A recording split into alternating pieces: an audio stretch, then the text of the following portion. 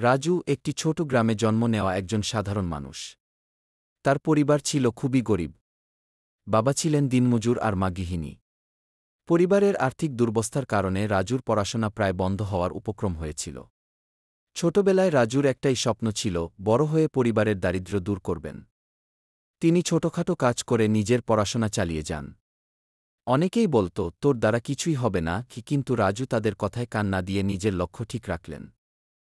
School শেষে রাজু একটি engineering কলেজে ভর্তি হলেন, যদিও টাকার অভাবে মাঝেমধ্যে তার খাবারও জুটত না। পড়াশোনার পাশাপাশি তিনি একটি চায়ের দোকানে কাজ করতেন।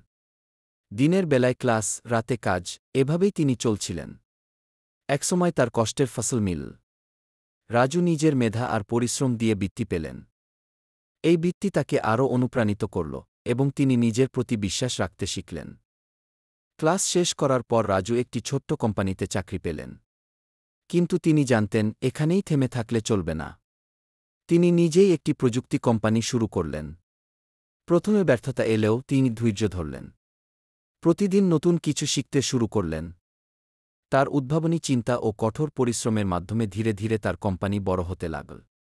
আজ রাজু দেশের অন্যতম সফল উদ্যোক্তা। তার কোম্পানির মূল্য কোটি টাকা ছাড়িয়েছে। কিন্তু রাজু ভোলেননি নিজের শিকড়। গ্রামের স্কুলে গিয়ে তিনি গরিব শিশুদের পাশে দাঁড়ান। তিনি বলেন, পরিশ্রম আর বিশ্বাস থাকলে কোনো কিছুই অসম্ভব নয়। তার জীবন কেবল একজন সফল মানুষের নয়, এটি অনেকের জন্য একটি প্রেরণার উৎস। বন্ধুরা, গল্পটা ভালো লাগলে লাইক, শেয়ার এবং সাবস্ক্রাইব করে পাশে থাকবেন।